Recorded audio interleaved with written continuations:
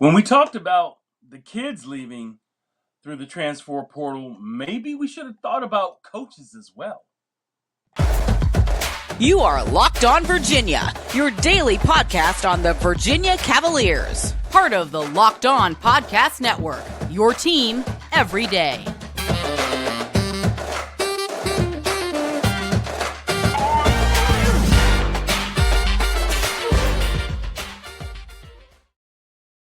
Good day, viewers and listeners. I am your host, Big Law Lawrence Johnson, and welcome to the Locked On Virginia Cavaliers podcast, your first place to come to get your Wahoo fix every day as part of the Locked On Podcast Network.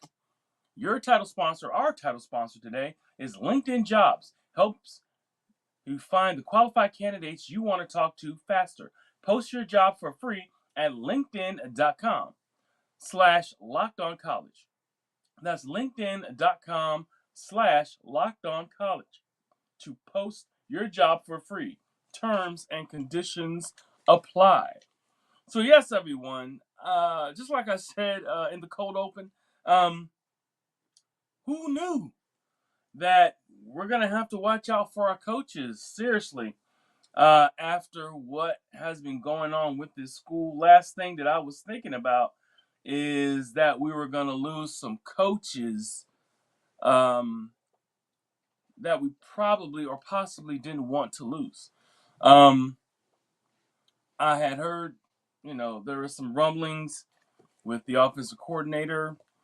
I did not hear that could there be any changes?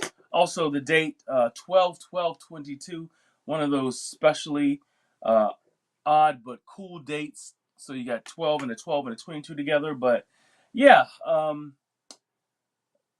UVA and losing coaches as well as you know um, students is a huge deal. I'm thinking, you know, just preparing myself for the loss of players. And that's to be expected based off of the situation, based off of what happened there with the tragedy.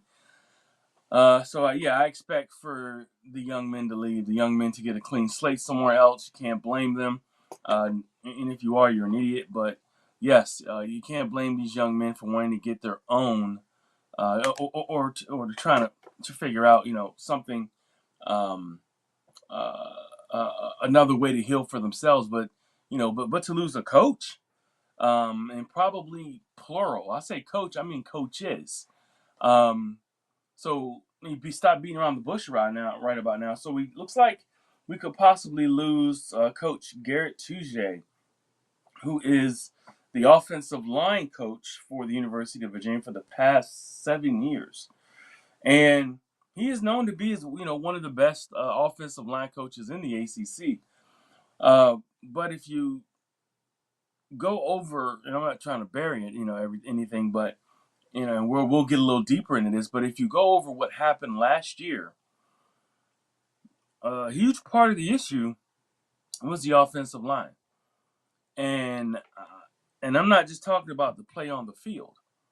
Okay, I'm talking about some players left, a lot of players left, a lot of important offensive linemen left.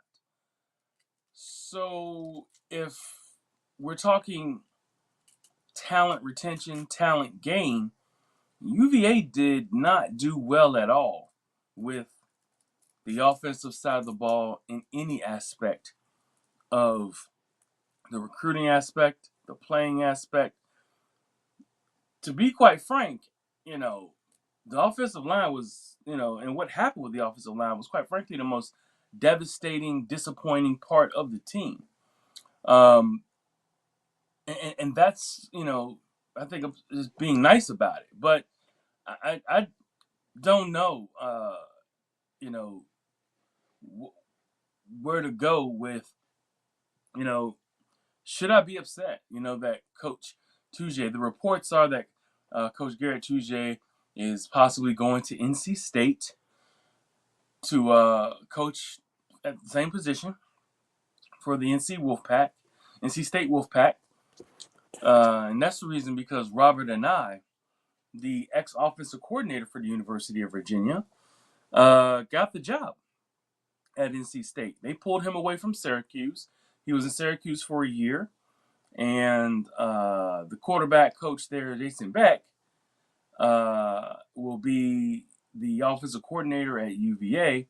He got moved up. He was a quarterback coach there. He was a quarterback coach at UVA, but Anai is going to take the job at NC State, and he's going to tab Garrett Tujague, offensive line coach for the University of North Carolina State. Now, that comes with, a rope. So that means you're pulling somebody with you. Somebody else possibly could come with you. So that leads us to losing the one of the one players on the staff that I think he's probably the most beloved coach on the staff. They affectionately call him Biscuit, but his name, 757 guy, played wide receiver, played quarterback, Marquise Hagans. Marquise Hagans could possibly leave, guys. You need to prepare yourself for that. Who, in my opinion, is one of the top receiver coaches in the ACC as well. So they could wind up losing those two guys. And to be honest, as much as I love Biscuit, the second team that struggled the most, the second collection of players that suffered the second most, is the wide receivers. And they had a lot of talent. They had probably the most talent ever at the University of Virginia. They just couldn't put it together. So am I upset? Personally, I'm upset personally because I like those guys. I know Haggins, he's a 757 guy. I've spoken to Coach Tujague a few times, well, quite a few times, but I don't know him personally like that. But is it bad for the program based off of the condition that it's in right now? I don't know that it is. The two departments that struggled the most is gonna possibly lose their head. Their two position coaches. For what I understand, like I said, Coach Tujague, the offensive line coach, is a foregone conclusion. He's gone, and if Coach Higgins leaves, I think that it's going to be interesting to see who UVA feels in that position, because the wide receiver side, the offensive line side, I don't know what who he would bring in, or what's out there as far as some coaches. I know that coaches pretty much play hopscotch, when it comes to going to different schools, just having a commitment, changing their commitment at the drop of a hat. It's almost like I said, we have a coach's transfer portal that's just as lucrative and just as, or more lucrative and just as active as the players' transfer portal is. So, where do we go from here, guys? And if we're losing coaches, next thing you think is we're losing players. Because a lot of the players, and we're already, in my opinion, we've been struggling on the recruiting front. But there is hope. And I'll talk to you guys about what the hope is. But there is hope. And these days, every new potential hire can feel like a high stakes wager for your small business. You want to be 100% certain that you have access to the best qualified candidates available. That's why you have to check out LinkedIn Jobs. LinkedIn Jobs helps you find the right people for your team faster and for free. Once you create your account, you can put up your purple hiring hashtag, your hashtag hiring around the frame to spread the word that you are hiring. SimpliSafe simple tools like screening questions make it easy to focus on candidates with just the right skills and experience, so you can quickly prioritize who you would like to interview and hire. It is why small businesses rate LinkedIn Jobs the number one company in delivering quality hires versus leading competitors. LinkedIn Jobs helps you find the qualified candidates you want to talk to faster. Post your job for free at linkedin.com/lockedoncollege. That's linkedin.com/lockedoncollege to post your job for free. Terms and conditions apply. Thank you for making Locked On Virginia your first listen today. For your second listen today, check out Locked On Sports Today. From the games that matter the most to the biggest stories in sports. Go beyond the scoreboard and behind the scenes with local experts and insights only Locked On can provide. Locked On Sports Today, available on this app, YouTube, or wherever you get your podcast. So yeah, everybody, as we're talking transfer portal, talking about coaches in the transfer portal, that is, and losing, and losing the coaches, you know, where first of all, where do we go? If we lose Coach Touche, is there another coach coming in? And maybe Coach Touche, you got to think about it just from you got to separate the personal side of it and look at it from a logical standpoint.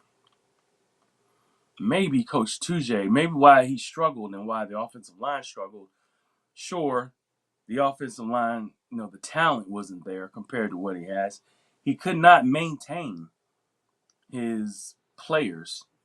The 5 offensive linemen that had playing, 6, I believe it was. Actually, it was 5 starters and another offensive lineman left that had some experience. Those guys left, and he could not maintain any of them. He couldn't retain any of them. Is that a bad thing for the school now? I mean, could Coach Touche be just an air raid, not just, but more perfect for the air raid offense? And this offense, for what Coach Elliott is running, maybe he's not the guy. Maybe he's not the guy. Uh, you know, Not saying that he,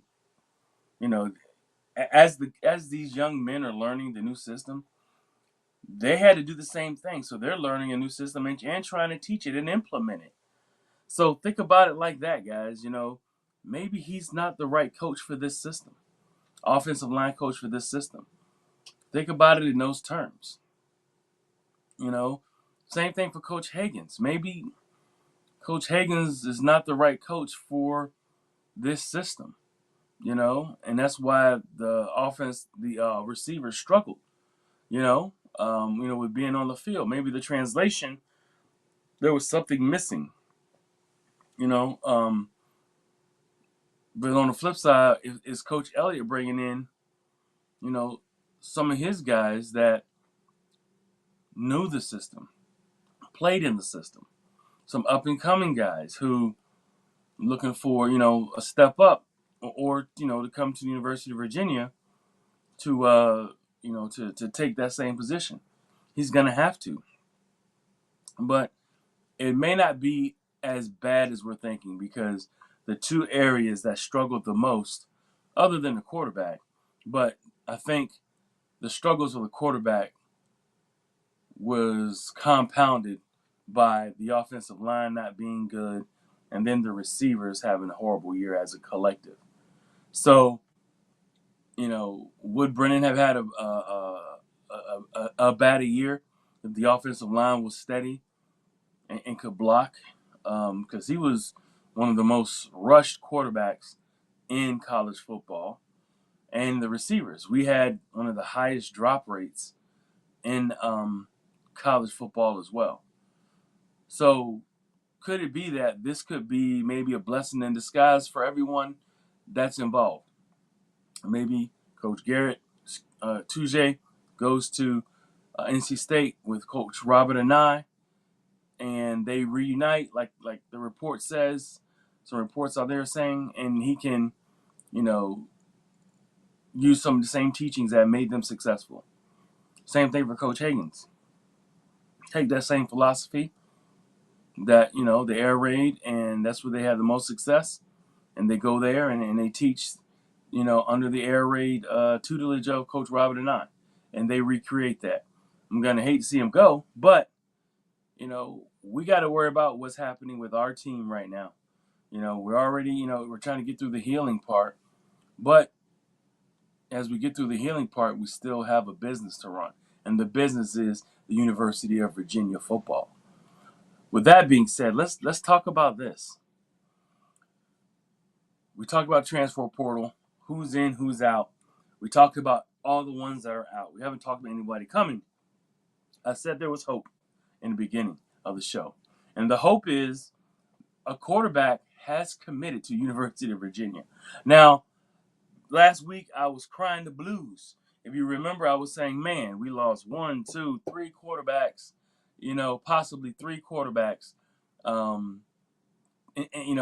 coming up next year, because I don't know if our perceived starter, the backup, Jay Wolford, is going to be able to play football in the spring, because he's a blue chip baseball closer. I don't know, and wouldn't blame him if he didn't, play spring football. And then if he's not playing spring football, how much of that is going to spill over into the fall? And him being ready and all that. But they got a commitment, guys. They got a commitment from a quarterback that I haven't checked his film. His name's Tony Muskett. He's from Monmouth, from Springfield, Virginia. So he's a Virginia boy. And played for Monmouth. He was actually, last year, he was a Big South player, or I believe Big South Player of the Year. Or first team, excuse me. Threw for 25 touchdowns, 9 interceptions. So the kid looks like he has a quick release. He has a strong arm. He has decent feet. But he's a little bit more of your traditional drop back quarterback with some kind of wheels. So I don't know. I mean, I you gotta like it. I think I like it. Just watching him on film, I know that a lot of the stuff that you see out there when you're looking at film is highlight film, but just looking at some of his fundamentals, looking at his footwork in the pocket, his step through, his fire, his quick release, he looks like he could be, what they're looking for. And I know that some people are gonna frown at the fact that he's coming from Monmouth. Like, why can't we get one of the quarterbacks out of the transfer portal that's from a big school, or from a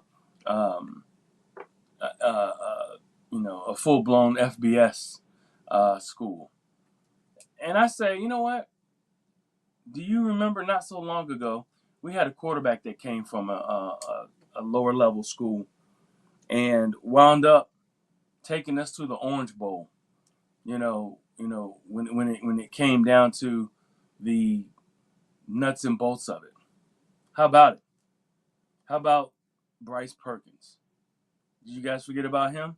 He was from Western Arizona, like Western Arizona University Tech, something like that. Also, you think about where Cam Newton came from. Cam Newton was at an FCS type school before he came to Auburn and showed out and became the number 1 pick. So I'm just letting you guys know, don't turn your nose up to talent. The news was that the quarterback that committed, Tony Muskett, like as in the gun, a musket gun, was he was kind of baffled why he didn't get as much press, why when he was coming out. But what I see from him, and maybe 2-3 years of development at Monmouth has given him kind of the some of the tutelage that he needs to be ready for this level. maybe coming out he wasn't ready, but now he may be ready, guys, and we may have a legit full-blown D1 quarterback that I was wanting. But I don't think we're done. We're going to need more quarterbacks. We need at least one more Division One quarterback with experience. So I wouldn't be surprised. I still wouldn't be surprised if DJU comes around somewhere. I know that he wants to probably see where he is going to land with a successful program lately. He's coming from Clemson, so I'm pretty sure he probably wants to go to another team similar to what the success rate is. But then once you don't get that, you go to what you're familiar with. Remember, as humans, we're all, we're our creatures of habit. So maybe he settles for coming back and coaching with and playing for a coach like Tony Elliott, who he played for as a freshman. And that's probably what a lot of people are hoping. Is I know that he's prone to make mistakes, but he is a full blown talent, Division One, Power Five, uh, 5-star talent. So, he'll be the most highly decorated quarterback we've had here since I can remember. So, keep your fingers crossed. And then we also had got another commit from Dejon Parker, who committed actually first. He committed before Tony Muskett uh, committed. And he's an offensive lineman from Saginaw Valley State, I believe. 6'6", 300. And he actually had a lot of buzz around him as well. Tony Muskett had some buzz. It was more of the rest of the five, the smaller Division Ones. We're looking at him. I think Missouri was the only other Power Five looking at him, and us. And then, of course, Dejon Parker, who kind of got hot, his recruitment of going somewhere. But the 6'6", 300-pounder offensive tackle looks like he's going to be able to maybe get some immediate playing time, on this team. And Lord knows that we need it. So all is not lost, on this, on this year, or this coming up year. Some players still want to come here, which I'm finding somewhat surprising right now. I'm not, trying to be Chicken Little where the sky is falling, but, I do worry about that spring game. Like I said, it's something that we're going to have to monitor. At LinkedIn, Virginia, we believe home should be where your family feels safest, especially over the holidays. This season, give yourself and your family the gift of peace and protection with the #1 home security system, SimpliSafe. And right now, SimpliSafe is offering Locked On Virginia listeners 40% off a new security system. Here's why I love it. SimpliSafe demonstrates that they have your safety of you and your home and your family. It comes first. This could help avert a break-in, the effectiveness and the technology that they use. They give you the feeling that you're supported by a team. You also have an opportunity to use your smart apps.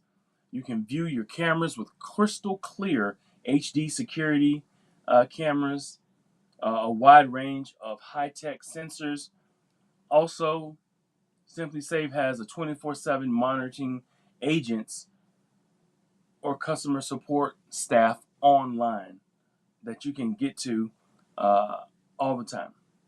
SimpliSafe was named the best home security system of 2022 by U.S. News and World Report for a third year in a row. SimpliSafe home security with advanced sensors in every room, window, and door. HD security cameras for inside and out, smarter ways to detect motion and alert you only when a threat is real. Or even hazard sensors to detect fire, floods, and other threats in your home. 24/7 professional monitoring service costs under $1 a day, less than half the price of a traditional home security system. Don't miss out on your chance to save big on my favorite security system. Get 40% off on any new system at simplisafe.com/lockedoncollege today. That's simplisafe.com/lockedoncollege. There's no safe like SimpliSafe.